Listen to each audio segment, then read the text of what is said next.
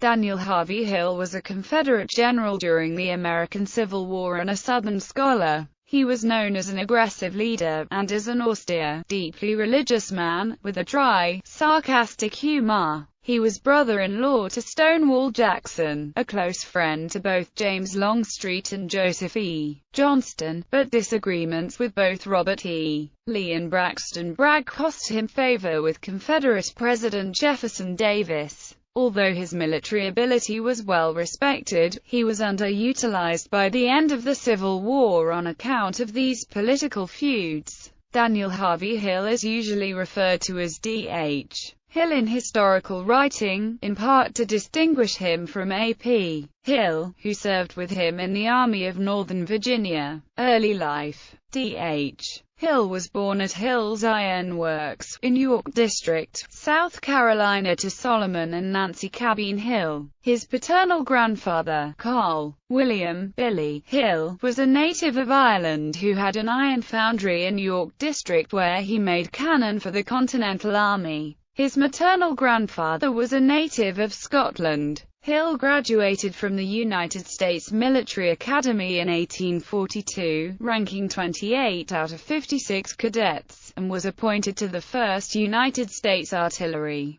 Points a finger of ridicule or scorn at any and everything Northern. While not all of the textbook's questions were anti-Yankee, many were, such as, the field of battle at Buena Vista is 6.5 miles from Saltillo. 2 Indiana volunteers ran away from the field of battle at the same time. One ran half a mile per hour faster than the other, and reached Saltillo 5 minutes and 54 and 6/11 seconds sooner than the other, required their respective rates of travel. A man in Cincinnati purchased 10,000 pounds of bad pork, at 1 cent per pound, and paid so much per pound to put it through a chemical process by which it would appear sound, and then sold it at an advanced price, clearing $450 by the fraud. The price at which he sold the pork per pound, multiplied by the cost per pound of the chemical process, was 3 cents. Required the price at which he sold it, and the cost of the chemical process. In the year 1692, the people of Massachusetts executed, imprisoned, or privately persecuted 469 persons, of both sexes, and all ages, for alleged crime of witchcraft. Of these, twice as many were privately persecuted as were imprisoned, and 7 and 17/19 times as many more were imprisoned than were executed. Required the number of sufferers of each kind. Answer: 19 executed, 150 imprisoned, and 300 privately persecuted. At the Women's Rights Convention, held at Syracuse, New York, composed of 150 delegates, the old maids, childless wives, and bedlamites were to each other as the number 5, 7, and 3. How many were there of each class? Answer: 50, 70, and 30. By contrast, Southerners in his problems invariably appear in a favorable light. A gentleman in Richmond expressed a willingness to liberate his slave, valued at $1,000, upon the receipt of that sum from charitable persons.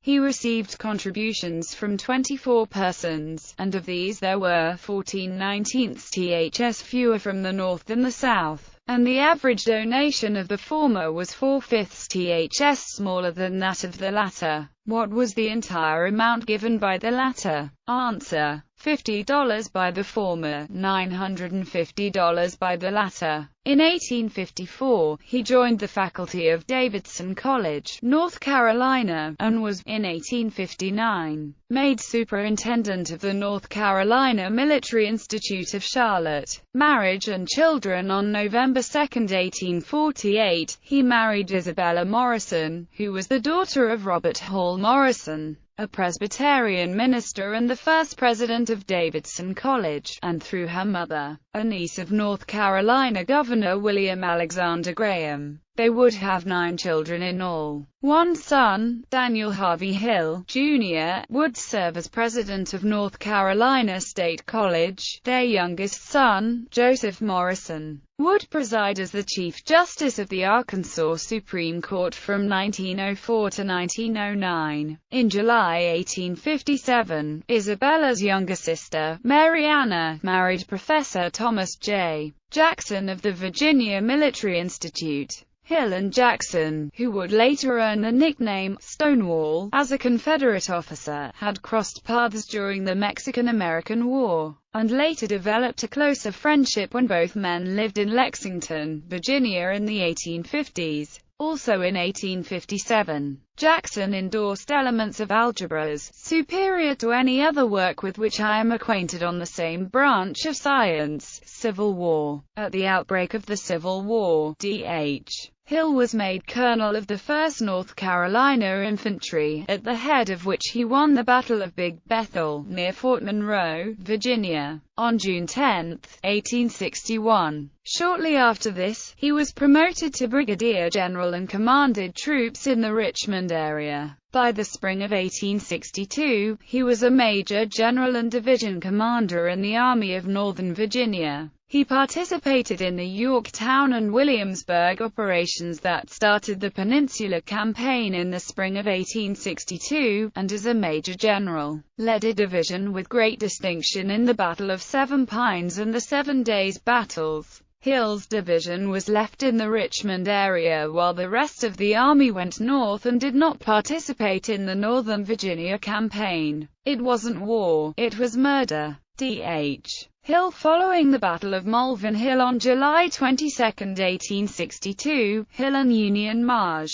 Gen. John A. Dix concluded an agreement for the general exchange of prisoners between the Union and Confederate armies, known as the Dix-Hill Cartel. This established a scale of equivalence, where an officer would be exchanged for a fixed number of enlisted men, and also allowed for the parole of prisoners, who would undertake not to serve in a military capacity until officially exchanged. In the Maryland Campaign of 1862, Hill's men fought at South Mountain, scattered as far north as Boonesboro, Maryland. When the fighting began, the division fought tooth and nail, buying Lee's army enough time to concentrate at nearby Sharpsburg. Hill's division saw fierce action in the infamous Sunken Road at Antietam, and he rallied a few detached men from different brigades to hold the line at the critical moment. Confederate defeat was largely due to the interception by McClellan of a special order from Lee to his generals, revealing the movements of his widely separated divisions. Some have claimed that D.H. Hill received 2 copies of this order, of which one went astray, but Hill said he only received 1 copy. Hill's division was largely unengaged at the Battle of Fredericksburg. At this point, conflicts with Lee began to surface. On the reorganization of the Army of Northern Virginia after Stonewall Jackson's death, Hill was not appointed to a corps command. He already had been detached from Lee's army and sent to his home state to recruit troops. During the Gettysburg campaign he led Confederate reserve troops protecting Richmond, and successfully resisted a half-hearted advance by Union forces under John A. Dix and Erasmus Keyes in late June. In 1863, he was sent to the newly reorganized Army of Tennessee, with a provisional promotion to lieutenant general, to command one of Gen. Braxton Bragg's corps. In the bloody and confused victory at Chickamauga, Hill's forces saw some of the heaviest fighting. Afterward, Hill joined several other generals openly condemning Bragg's failure to exploit the victory. President Jefferson Davis came to personally resolve this dispute, in Bragg's favor, and to the detriment of those unhappy generals. The Army of Tennessee was reorganized again, and Hill was left without a command. Davis then refused to confirm Hill's promotion, effectively demoting him back to Major General. Because of this, Hill was mostly relegated to the sidelines for the rest of the war and fought in no more significant battles. After that, D.H. Hill commanded as a volunteer in smaller actions away from the major armies. Hill participated in the Battle of Bentonville in North Carolina, the last fight of the Army of Tennessee. Hill was a division commander when he, along with Gen. Joseph E. Johnston, surrendered on April 26, 1865. Postbellum career. From 1866 to 1869, Hill edited a magazine, The Land We Love, at Charlotte, North Carolina, which dealt with social and historical subjects, and had a great influence in the South. In 1877, he became the first president of the University of Arkansas, a post that he held until 1884, and, in 1885, president of the Military and Agricultural College of Milledgeville, Georgia until August 1889, when he resigned due to failing health. General Hill died at Charlotte the following month, and was buried in Davidson College Cemetery. In memoriam. The main library at North Carolina State University is named after Daniel Harvey Hill, Jr.,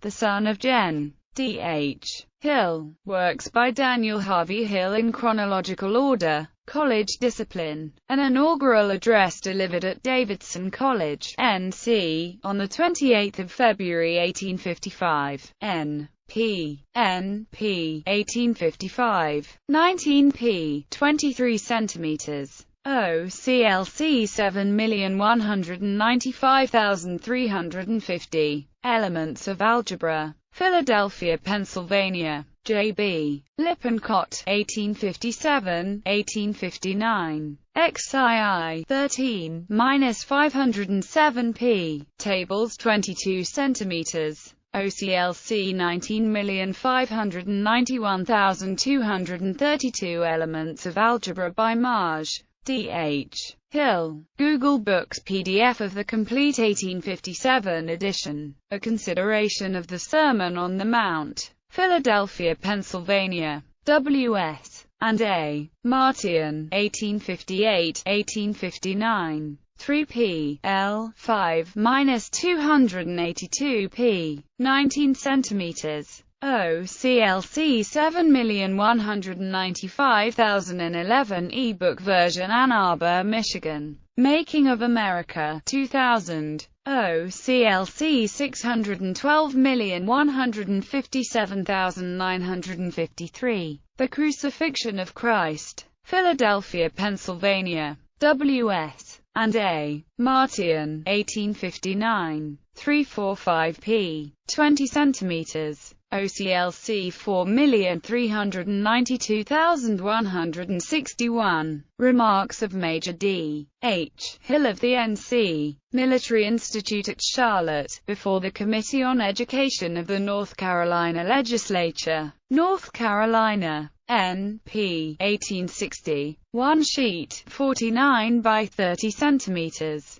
OCLC 41,374,540. Gen. Hill founded and edited The Land We Love, a monthly magazine devoted to literature, military history, and agriculture. 6 vols. Charlotte, North Carolina. J.P. Irwin and D.H. Hill, 1866-1869. Sayburn No. 38,821. This magazine merged with the New Eclectic magazine of Baltimore, Maryland. Subsequently it was called the Southern Magazine. OCLC 752,793,193. OCLC record containing contents lists for issues of The Land We Love, The Old South. An address delivered by Lieutenant General D.H. Hill, at Ford's Grand Opera House, on Memorial Day, June 6, 1887, before the Society of the Army and Navy of the Confederate States in the state of Maryland,